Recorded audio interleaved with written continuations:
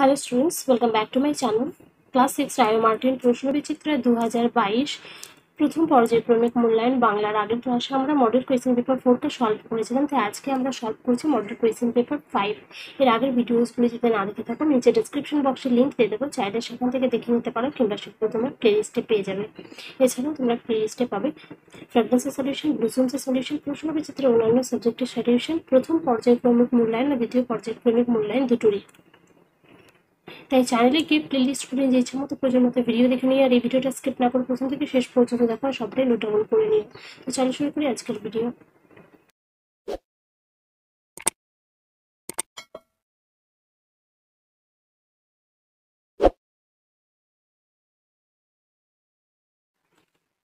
Page number 10, model question paper 5, Howrah জেলা school. 1 নম্বরে আছে ঠিক উত্তরটি বেছে নিয়ে রাখো, যে কোনো দুটি করতে হবে, গল্প ও কবিতা থেকে একটা করে উত্তর করা আবশ্যক। এই ব্যাপারটা আগে বুঝিয়ে দিয়েছি আর বলছি না।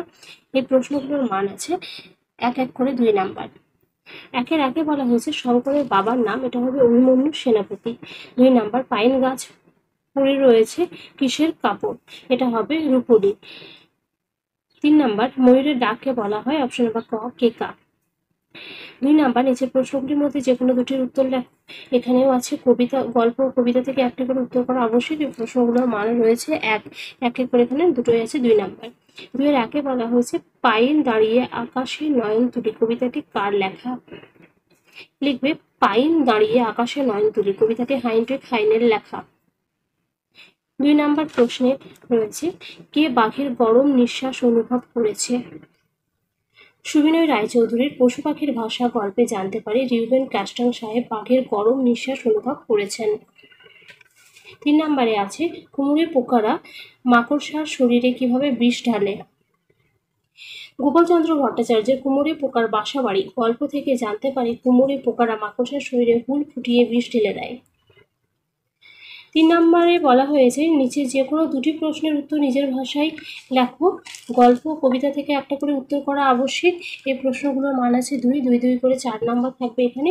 3 এর একে বলা হয়েছে মাছরাঙা পাখির রং কবির চোখে কিভাবে ধরা পড়েছে?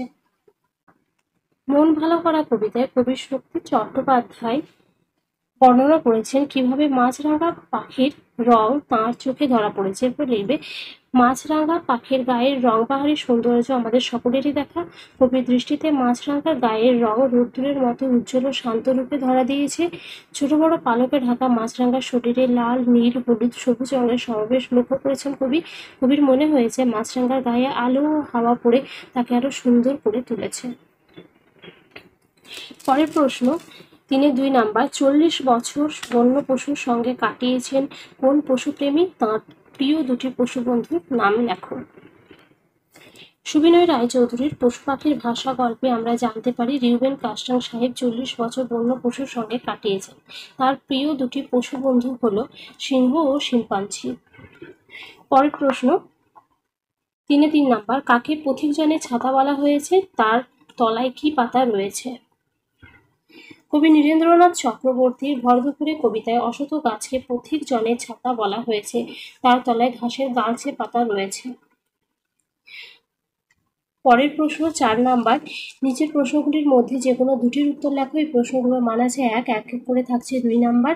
4-এর একে আছে এমন আনাড়ি কথা তো কখনো শুনিনি, কার উক্তি? আনাড়ি কথাটি কি? সুকুমার রায়ের হযবরল গল্পে প্রশ্নটিত উক্তিটি করেছেন কথক। কাক তাঁকে জানায় সময়ের সাথে প্রথম থেকে পড়ে দিচ্ছি। কাক তাঁকে জানায় সময়ের সাথে সাথে 7 দুগুণে 14 এর মান পরিবর্তিত হয়। কথকের মতে এই কথাটি আনাড়ি কথা। পরের প্রশ্ন 4-2 নাম্বার, আমি ভারী অপ্রস্তুত হয়ে গেলাম, কে কেন অপ্রস্তুত হয়ে গিয়েছিল? সুকুমার রায়ের হযবরল গল্পে উক্ত উক্তিটি করেছে কথক। কথক বেড়ালটিকে কেন চন্দ্রবিন্দু নামে ডাকবে? এই প্রশ্নটি করা হলে বেড়ালটি তাও জানো না বলে বিশ্রী রকম হাসতে লাগলো। এই ঘটনায় কথক অপ্রস্তুত হয়ে গিয়েছিল। 4-3 নম্বরে রয়েছে হযবরলতে রুমালটা হঠাৎ কিসে পরিণত হয়েছিল? লিখবে সুকুমার রায়ের হযবরলতে রুমালটা হঠাৎ বেড়ালে পরিণত হয়েছিল। 5 নম্বরে ঠিক উত্তরটি বেছে নিয়ে লেখো, যে কোনো দুটি করতে হবে। এই প্রশ্নগুলো মান রয়েছে 1।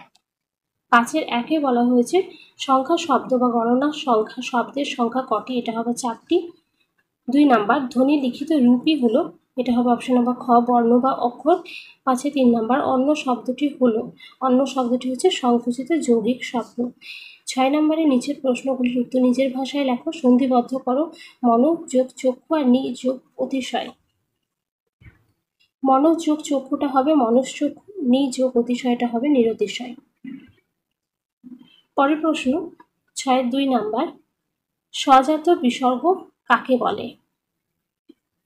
লিখবে পদের অন্তঃস্থিত স্বধ্বনির জায়গায় যে বিসর্গ হয় তাকে স্বজাত বিসর্গ বলে, যেমন ভা যোগ কর সমান ভাস্কর, বাচক যোগ পতি সমান বাচস্পতি। 6-এর 3 নাম্বারে আছে বিসর্গ সন্ধির ফলে বিসর্গটি র এবং ও তে রূপান্তরিত হচ্ছে, এরকম একটি করে উদাহরণ দাও। উত্তরটা লিখবে বিসর্গ সন্ধির ফলে বিসর্গটি র তে রূপান্তরিত হচ্ছে, এমন উদাহরণ হলো নি যোগ অতিশয় সমান নিরতিশয়। বিসর্গ সন্ধির ফলে বিসর্গটি ও তে পরিণত হচ্ছে, এমন উদাহরণ হলো অধ যোগ মুখ সমান অধমুখ।